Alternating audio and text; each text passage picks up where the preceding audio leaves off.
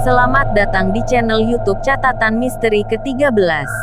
Pada episode kali ini, saya akan menceritakan tentang seorang ibu hamil yang tiba-tiba perutnya mengempes saat usia kehamilannya menginjak umur 9 bulan. Ternyata janin yang dikandungnya itu menjadi anak ambar. Jangan lupa klik tombol subscribe, like dan share-nya ya. Selamat mendengarkan. Air mataku tumpah ketika pesawat Dubai Airlines terbang meninggalkan Bandara Soekarno-Hatta. Dari balik gudang lapangan udara di Desa Neglasari, sebelah bandara, aku memandang ekor pesawat Dubai Airlines itu sambil berdoa. Berdoa semoga suamiku selamat sampai di tempat tujuan, di negara orang bersama istri pertama dan anak-anaknya. Dengan tulus aku berharap agar Allah Azza wa Jalla memberikan kebahagiaan, kesejahteraan, kedamaian dan kesuksesan dalam karir suamiku terkasih. Kalaupun dia tidak akan kembali kepadaku, aku telah dengan ikhlas menghadapi kenyataan itu. Bagiku, cinta sejati hanya satu, cintaku kepada Allah Azza wa Jalla semata. Hanya dialah cinta dan pengabdianku, mulai dari aku lahir hingga nyawaku kelak diambil olehnya nanti. Seperti telah dibisiki oleh gaib, Arkian, ternyata hari itu adalah hari terakhirku melihat Kang Anwaruddin, suamiku, yang setelah itu dia pergi untuk selama-lamanya. Kang Anwaruddin meninggal di Dubai, dalam pelukan istri pertama dan anak-anaknya. Duh, Gusti, inilah deritaku sebagai istri kedua, istri yang tidak mempunyai hal apapun, kecuali mencintainya, menyayanginya dan mengurus dirinya tanpa lelah. Malam ini adalah malam terakhirku bersama Kang Anwaruddin suamiku. Besok pagi, dia akan berangkat ke Dubai, ibu kota Uni Emirat Arab. Kang Anwaruddin yang duduk di eselon 1 sebagai pegawai negeri sipil, ditugaskan oleh Pak Menteri Luar Negeri untuk menjadi Kepala Konsulat Jenderal Konjen Indonesia di negara kaya minyak di Timur Tengah itu. Kang Anwaruddin dipindahkan ke luar negeri karena prestasinya yang bagus di Departemen Kementerian Luar Negeri Indonesia di Jakarta. Pak Menteri sendiri yang langsung memilih dan menunjuk suamiku untuk menjadi konjen. Namun sayang, suamiku ke Dubai tidak bersama dengan aku, tapi bersama dengan keluarganya, istri pertama dan anak-anaknya. Kang Anwaruddin ditugaskan ke Uni Emirat Arab bersama Mbak Nunung, Maduku, istri tuanya. Mbak Nunung kebetulan juga bekerja di Departemen Luar Negeri dan berprestasi baik. Kang Anwaruddin pindah secara bedol desa, boyongan ke sana bersama istri dan anak-anaknya. Sementara aku, sebagai istri muda, istri yang kedua, sudah tentu diabaikan begitu saja. Walaupun begitu, Kang Anwaruddin berjanji akan tetap mentransfer sebagian gajinya ke rekeningku. Dia akan tetap selalu ingat aku dan mendatangkan aku ke Dubai setiap 3 bulan sekali. Aku akan ditempatkan di apartemen bagus di Dubai, yang telah disewa khusus oleh Kang Anwaruddin dengan uang pribadinya. Sebagai pejabat negara, Akang diwajibkan didampingi istri. Tetapi istri yang mendampingi tentu istri pertama. Sebab nama yang terdaftar di kementerian adalah nama istri tua, Mbak Nunung, ungkap Kang Anwaruddin kepadaku. Namun begitu, cinta Akang kepada Adinda, tidak ada yang menyamainya. Cinta Akang begitu besar, lebih besar daripada cinta Akang kepada Mbak Yununung, istri tua Akang, desis Kang Anwaruddin membesarkan hatiku. Jujur saja, hatiku berbunga-bunga mendengar kata-kata puitis ini. Akan tetapi itulah kata-kata yang diucapkan oleh lidah tanpa tulang. Memang lidah tidak bertulang, maka itu tak terbatas dalam mengucapkan kata-kata. Kang Anwaruddin datang kepada ayahku untuk melamarku, pada suatu hari di tahun 2009. Dengan jantan dia mengakui, dia menginginkan aku untuk menjadi istrinya, dan mengakui bahwa dia telah beristri dan punya anak. Karena ayahku adalah seorang ulama yang tahu hukum agama, maka ayahku dengan ikhlas menerima, asal aku sebagai yang bersangkutan mau menerima. Aku pun lalu ditanya oleh ayahku, apakah aku mau menerima pinangan Kang Anwaruddin yang telah beristri dan sudah punya anak. Dengan tegas aku menolak, aku tidak mau merusak rumah tangga orang. Dan kebetulan, kala itu aku sudah punya pacar, Kang Hendrik, tetangga dekat rumahku di kaki Gunung Tangkuban Perahu, Subang, Jawa Barat. Aku sangat mencintai Kang Hendrik dan akan menerima lamarannya bila dia melamarku. Namun sayang, Kang Hendrik tidak kunjung melamarku. Dia lebih senang berlama-lama pacaran denganku daripada buru-buru menikah. Di luar dugaanku, Kang Hendrik ternyata pecandu berat obat-obatan terlarang. Dia menggunakan narkotika, menyuntik heroin, kokain dan sabu-sabu. Kang Hendrik tertangkap polisi ketika dia datang ke diskotik di Bilangan, Jakarta dan terjadi razia. Di saku Kang Hendrik ditemukan 6 gram sabu-sabu dan dia ditangkap polisi. Karena terkena undang-undang psikotropika, maka pengadilan memvonis Kang Hendrik dan teman-temannya 10 tahun penjara.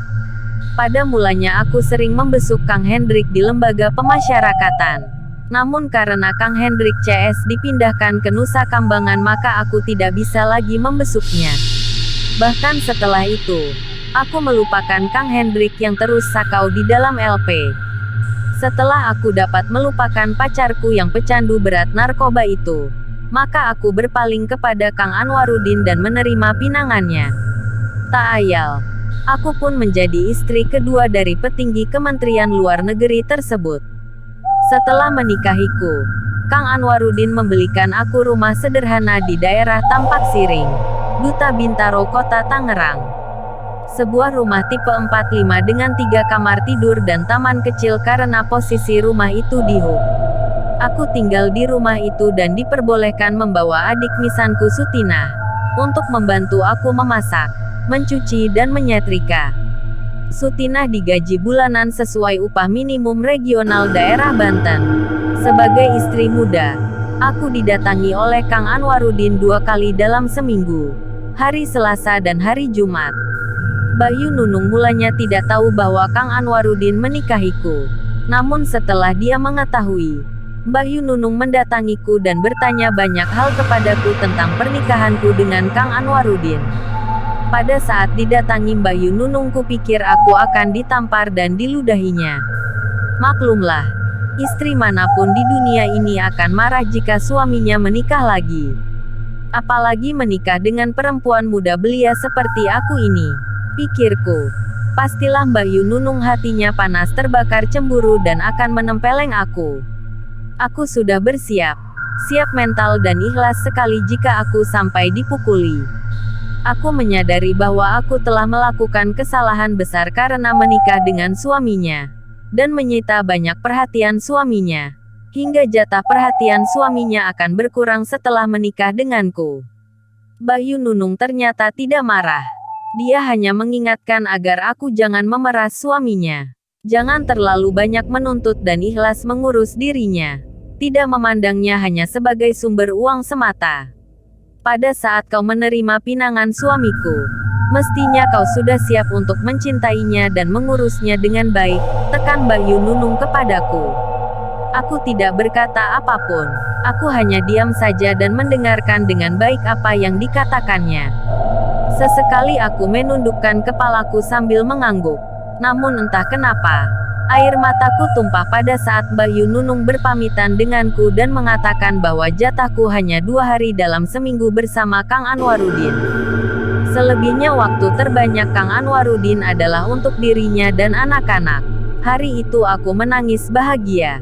Bahagia karena Maduku, istri pertama Kang Anwaruddin, tidak melakukan kekerasan kepadaku.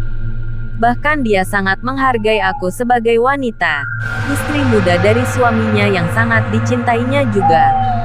Setelah sekian lama aku menjadi istri muda, istri kedua Kang Anwaruddin, aku hamil juga. Aku terlambat menstruasi dan dokter kandungan menyatakan aku hamil.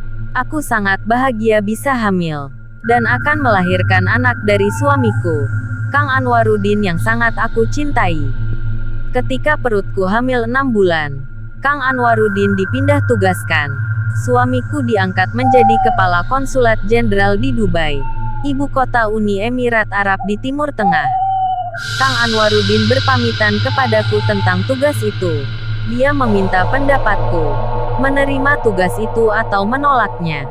Semua itu tergantung aku. Bila aku setuju, dia akan berangkat tugas ke sana. Jika aku tidak setuju, Kang Anwaruddin akan membatalkannya. Karena aku setuju Kang Anwaruddin menerima tugas mulia itu, maka Kang Anwaruddin pun memeluk aku dan meminta doa agar tugas itu dapat dilakukannya dengan baik. Manusia hanya punya rencana, namun yang menentukan adalah Allah Azza wa Jalla. Belum setahun bertugas di Dubai, Kang Anwaruddin terkena serangan jantung dan meninggal dunia. Jenazahnya dibawa ke Jakarta dan dimakamkan di Karet Bifak, Jakarta Pusat. Pada saat disemayamkan di rumah Mbah Yununung di Kuningan, Jakarta Selatan, aku datang dan berpelukan sedih dengan Mbah Yununung dan anak-anaknya. Setelah Kang Anwaruddin meninggal, aku tetap tinggal di rumah kami di Duta Bintaro. Untuk menyambung hidup, aku dan Sutina sepupuku kami berjualan makanan di Pasar Anyar. Dengan modal uang seadanya, kami juga membuka warung makan di Karawaci dan alhamdulillah maju pesat. Namun pada saat umur kehamilanku menginjak 9 bulan, siap mau lahiran, tiba-tiba anak dalam kandunganku menghilang. Aku panik dan kalut melihat perutku. Suatu malam di malam Jumat Kliwon, kandunganku menghilang. Aku segera ke dokter kandungan langgananku, Dokter Cici. Dan Dokter Cici mengatakan, bayiku menghilang dan aku tidak hamil lagi. Dokter Cici menganjurkan aku untuk mendatangi paranormal yang dikenalnya Linui, Ustadz Adi Zakaria. Lalu aku datang ke Ustadz Adi. Ustadz nyentrik yang pakar mistik ini menyatakan langsung bahwa anakku masih hidup dan ada di sekitarku. Anakmu menjadi anak ambar. Dia berjenis kelamin perempuan dan cantik sekali, kata Ustadz Adi, yang bisa melihat anakku yang sudah bisa berjalan dan cerdas itu. Duh, Gusti, ternyata anakku itu sudah bisa berjalan dan aku beri nama Ambarwati. Tinggi tubuhnya, kata Ustadz Adi, 150 cm dan memakai baju warna putih, jilbab putih dan rok panjang warna hijau. Suatu kali, bila kau terus-menerus menghafal doa yang aku berikan, kau akan melihat anak ambarmu itu, desis Ustadz Adi kepadaku. Belakangan aku benar-benar dapat melihat anak ambarku. Dia maujud sesekali di malam hari. Dia ada di kamar tidur, di dapur dan di ruang tamu. Pernah pula maujud di halaman menyapu sampah daun pohon manggaku dan mengepel lantai yang kotor. Di dapur dia memasak air, menyapu, menyetrika dan mencuci piring di wastafelku.